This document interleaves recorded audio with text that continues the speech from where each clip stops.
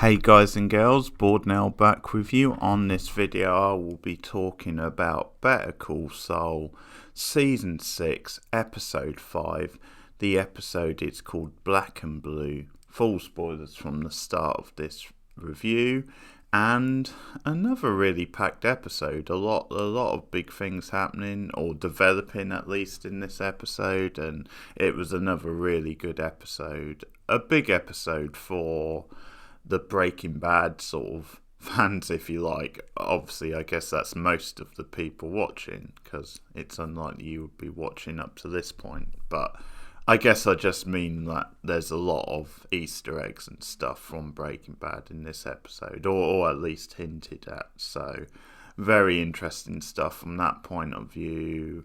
And it does juggle quite a few different things this episode, so it's very impressive how the show manages to do that, but still remain, coherent and stuff. But anyway, so the Hamlin plot sort of takes a big focus of this episode, so I'll start with that because that's where the title of the episode, Black and Blue, comes from, and it's sort of referencing an unexpected sort of showdown between Saul and Hammond in the middle of the episode, which is another nice little way of subverting things. You wouldn't expect a boxing match to be a centerpiece of a Better Call Saul episode, so this episode continues to surprise us, or this show does, I should say. So I'll just talk about the setup to this, because there's a scene in the parking lot with Hamlin and Cliff where Cliff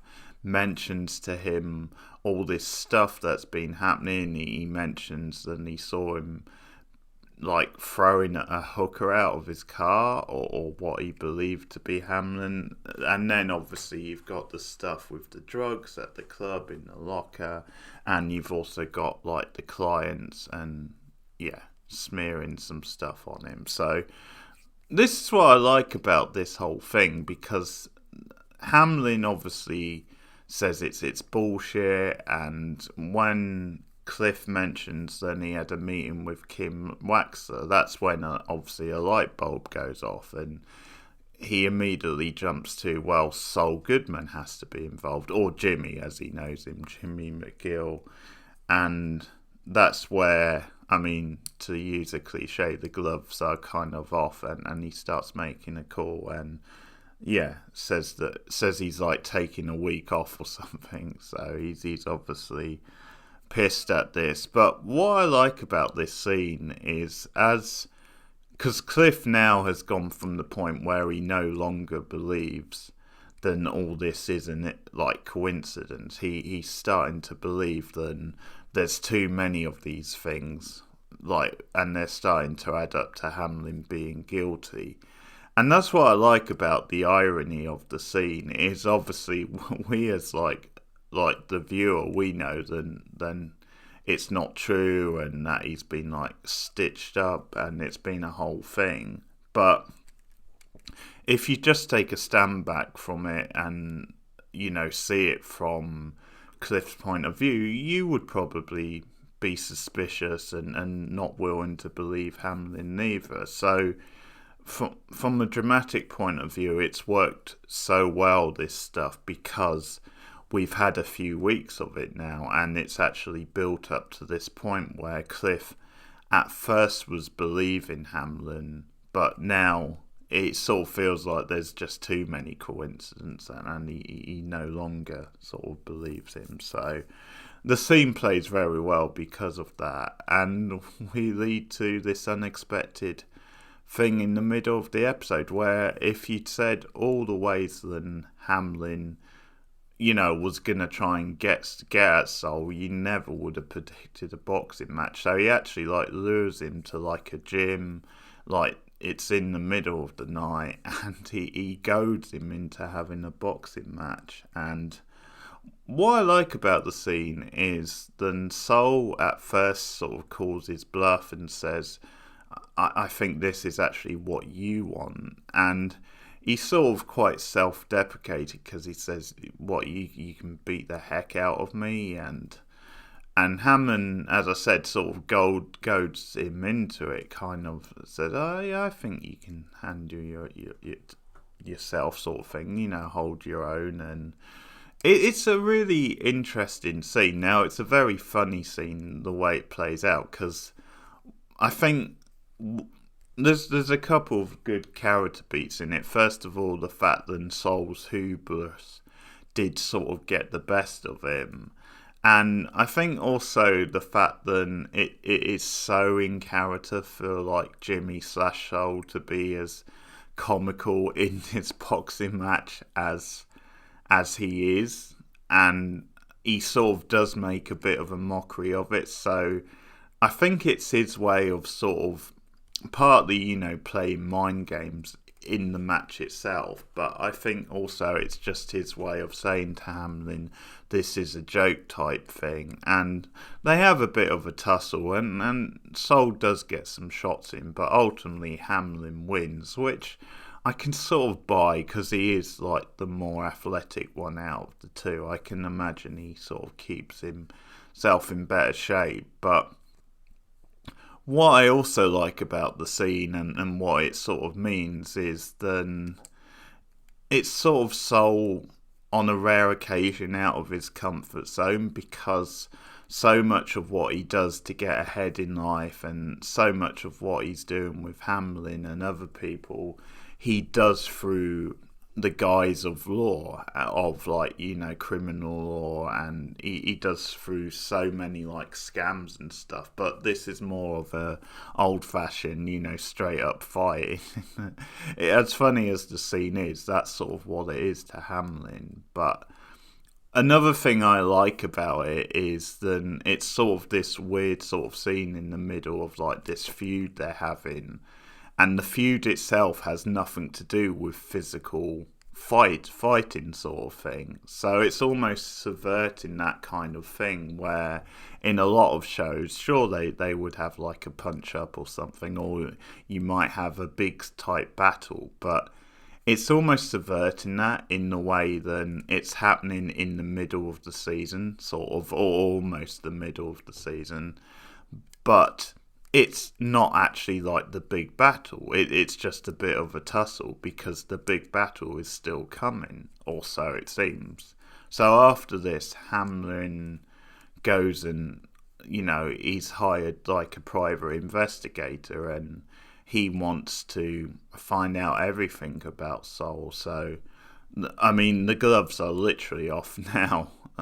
In a way, like the boxing match was only a tease. And another good thing is then we do see the vulnerability of Saul, and we do see how important his image and how he makes himself appear in public is important to his career as a lawyer, but also who he is, because we do see him later trying to like make himself look as good as possible for the next day in court. And Kim has a really good line.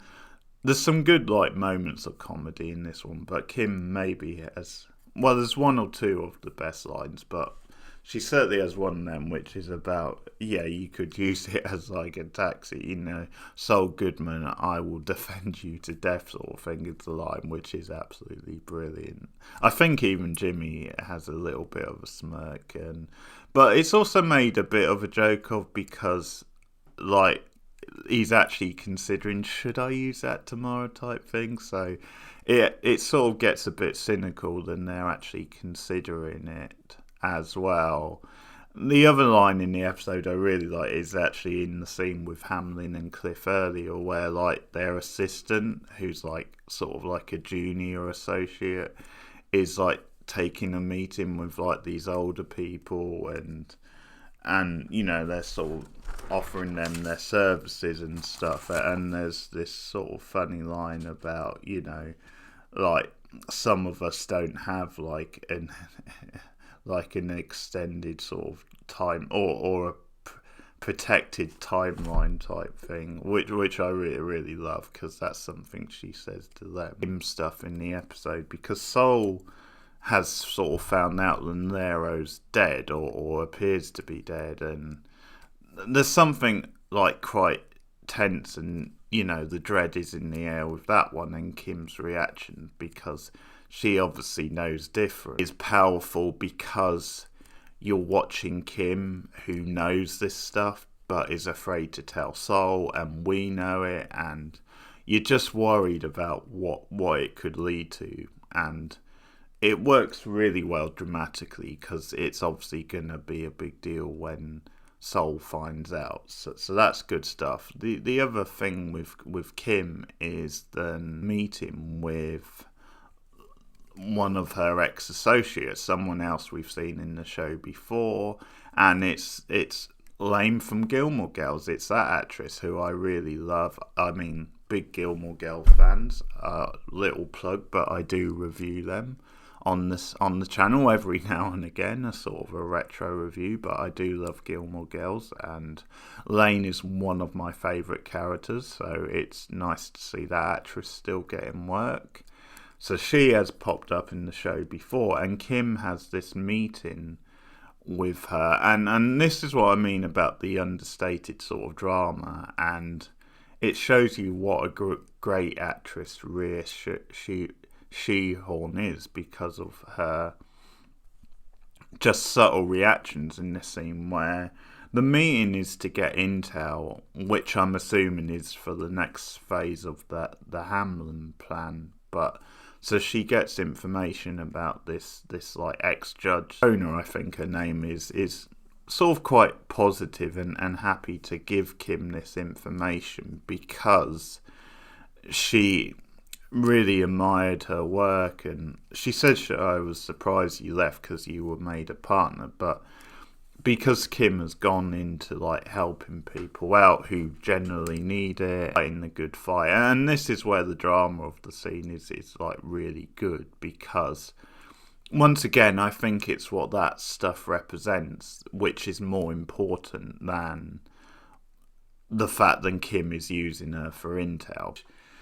Obviously technically is true, we've talked about the very different paths Jimmy and Kim are taking, but at the same time, obviously, Kim has got caught up in this Hamlin stuff and at times have been very ruthless. And there's certainly some question marks over her actions at times this season. So it's not totally clear cut. And I think there's definitely a moment of ambiguity where she, like, when she's saying that line about fighting a good fight, where she does look hesitant, and it's like, oh, wow, am I? Plays nicely alongside a scene with Saul in this episode where he to hire back his assistant, and obviously he's got the new premises. Once again, you've got the line of crooks, and she's obviously put off by this because she has a hang up about working with criminals, as you would, but Saul sort of feeds her this line about being more inclusive, which is a really funny line. So I just love the way Saul can spin that stuff and actually claim that, and it's morally the right thing to do, like helping these criminals out. And obviously there is that argument out there that everybody deserves like representation and stuff. So I'm not belittling that, and there's definitely something to that, but it's a different sort of world sometimes, yeah, when you are obviously like him representing a cartel member and stuff is sort of next level, his ex-assistant into like coming and working for him as his secretary. So once again, this is another piece of the puzzle into like the Breaking Bad sort of picture, and where we find Saul when he shows up in that show, because I'm pretty sure this is going to be his secretary than he has regularly in Breaking Bad. So, but there's just this punchline about, in the end, he offers her all this extra money to persuade her, but also there's this funny line where she says, "And I want to arrange the decorating."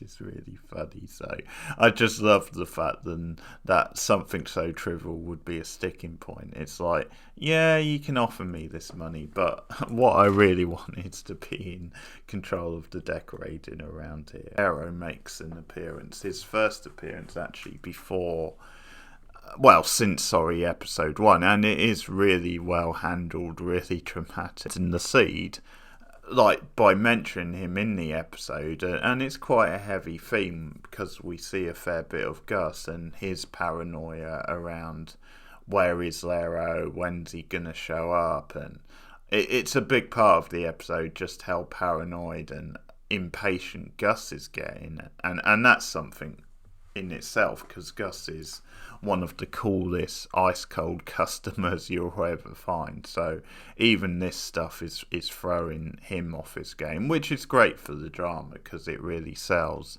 the importance of this stuff. But I sort of like how Lero is subtly slipped in to like the end of this episode. I expect it so much because I think it's been enough weeks now without him, then you may just assume that it's not going to happen for a while yet. So it is still a nice surprise. Like, I didn't necessarily call it. I just thought then for the character of Gus and for the drama of things, we were like looking at that. But I didn't actually think Lero was going to like appear in this episode. So I think they handled that really well. So just talking about some of the Gus stuff, because once again this stuff is so well directed, where we see him getting ready for work and we see how sort of shaky he is, and he goes, to the counter and that actually serves someone, and that's something we've seen before with him. Then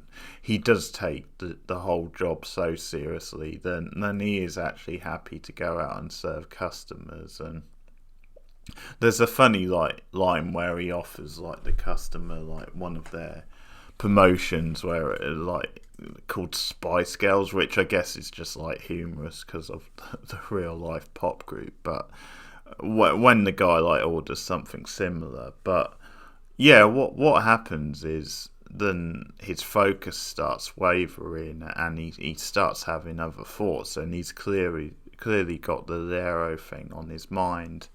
And then intercut with this is like a couple of his workers who like drops a tray, and it sort of breaks his sort of like spell, and it shakes him up. And obviously in his mind it's something very different. So I do like this how it shows it, how like Gus is thrown off his game by this.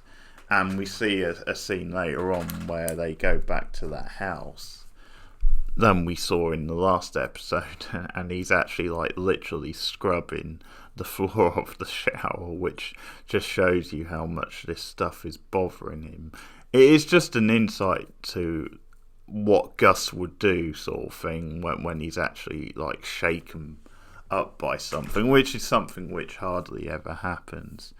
And Mike is trying to put his mind at rest, because Mike is very good at rationalising things, where he just says if he is still out there, sort of thing, sooner or later he will end up here. So Mike obviously very rational and laid back in that scenario. Gus not so much, and he says, well, we've got to go for a drive. And this again is some great stuff which links to Breaking Bad, because they go to like this underground, like their basement, whatever you want to call it, and it is of course the place where Walt and Jesse cooked up the drugs in Breaking Bad, where they started supplying drugs for Gus. And I just love this whole reveal, then that this is actually where they go, and we just see this place which is still under construction, like they're still working the security out for the place, and it makes sense that Mike would be involved in this. But I love the scene, how it's directed, how we see Gus looking around the place, how he just takes this stuff so seriously and is so, particular about how he wants this place to be laid out and the whole operation. It just shows you how serious he is about this thing. But it's also a good character beat, because it just shows then when he is shaken up by this Lero stuff, then a good way to distract himself is to go and take a look at this place. This is his big operation at the moment, so it's his way of trying to distract himself from the other stuff. And it's just a great that we follow Gus from that point in the restaurant, and we see other examples of him being shaken up, and then we follow him through to this place, and all this stuff is going to link up so nicely as it's starting to come together. And so, just speaking about Lero's appearance, because he ends up showing up randomly in Germany, I'm going to assume it's Germany, and once again, like, links to Breaking Bad in this stuff, because it was in the last season, I want to say, of Breaking Bad. It was either the last season or the season before the last one. It's been a while since I've seen the show, but it was in that season where there was some, like, connections between, like, Gus or whoever the big villains were. Might have been the cartel, but with some German, like, engineers. And so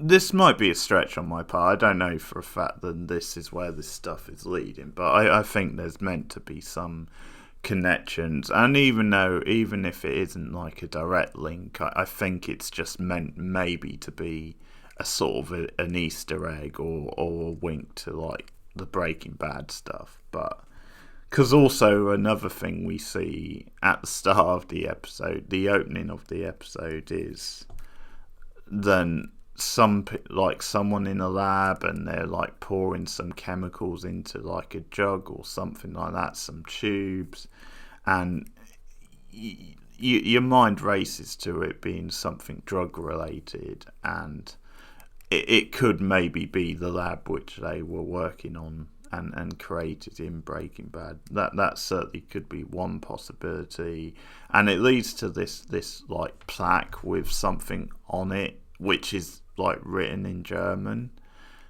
or something. I'm assuming it's German anyway. And there's some sort of thing where, because the shot after that, like the shot after we get the little, like, credits intro, is, again, I might be reading too much into this, but it seems to be, it was like the numbers, like a clock, like 3, I think it was 18, but if you sort of flip it around, it's sort of read as lie. So maybe I might be stretching there, but certain things I've seen online sort of maybe hint that out, that maybe that's something which was written on the plaque, because we see this plaque created.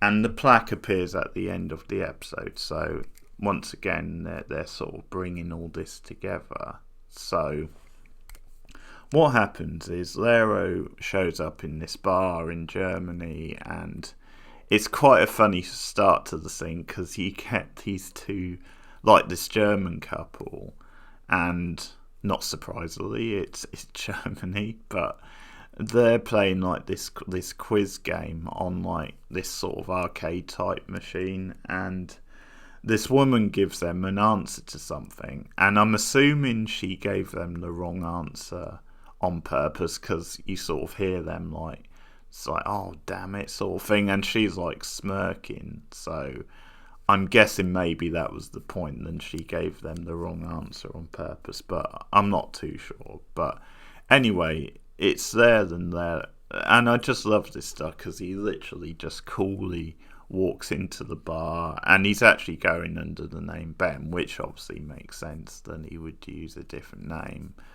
But he starts, like, sort of flirting or being friendly with this woman, and they get on well. And I think what we see in this scene is how sort of charming Lero can be, how that is one of his great strengths, and I think that's partly why he would be so effective, and how he could, like, lure people into a false sense of security, which obviously in this his sort of role can be handy. But also just the fact that if he is going undercover and stuff, being charming and stuff, I think yeah, makes a lot of sense, and it's sort of quite nice, and it links so well to Saul, how, you know, his charisma and his charm is very important to the things that he does in this show. So there's a nice little thing where they both use that as like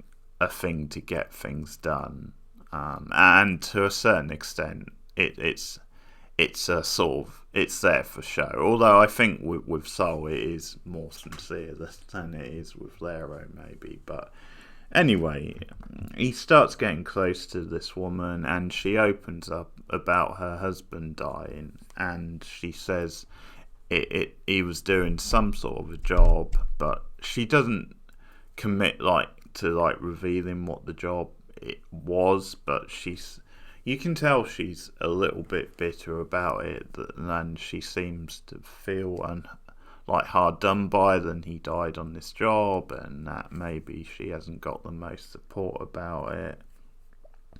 And they like Lero / Ben walks her home, and it appears as though she's gonna invite him in, or he asks, can he come in, and she says no because she's got work the next morning, and he sort of backs off. But then it cuts to the next morning, and he waits for her to go to work, and he then breaks in, and there's stuff with her dog where once again he's quite charming to the dog, but it's obviously then this has something to do with Gus. This is some sort of way for him to get information on Gus, you would imagine anyway. But he's looking around her house, and it's revealed that she has the same plaque as we saw in the opening scene. So he's looking through files, and she actually comes back, and I'm assuming it's maybe because she just went to the shop quickly, and he probably assumed she was going to work, because then it's obvious later in the scene then she is going to work properly, and she sees the dog is getting agitated, and she has this sort of one of these gates sort of things, then she can put the dog behind, which she does. But she obviously gets a bit cautious, then it's unusual for the dog to be acting up like this, so she starts looking around, and this is just a great example of what this show does really well. The way this scene being as drawn out as it is, and because we know that Lero is lurking around the corner, he's in the house, and it makes the scene all the more tense because we're watching her searching around, and from the little we've got to know this character, we know that she seems to be innocent and just an everyday sort of person. So I mean, if Lero gets the information, fair enough, but you don't want this woman to die. You know, she seems to be innocent and seems to be someone who, doesn't deserve to die. So there's that sort of suspense, and we see him lurking around the corner. He's got a gun just in case he needs to use it, and she looks around, and in the end, the way the episode ends, because she goes in the office part where Lero was a minute ago, and she shuts a window. So I think the implication is that then he sneaked out, and he's probably taken the plaque with him, because he definitely had it in his hand at some point. So interesting stuff. I'm assuming maybe there's some drugs in the plaque or something important, but that's the episode. Pretty great episode once again. I loved how they handled the Lero stuff and reintroducing him to the drama. Really good stuff. So Freudian slip again. Better Call Saul for another week. So we're getting close to the halfway point now of the season. Let me know your thoughts in the comments below. Like and subscribe as always. And what did you think? Another meaty episode, I thought, of Better Call Saul. And I'll be back with more next week. Thanks, guys.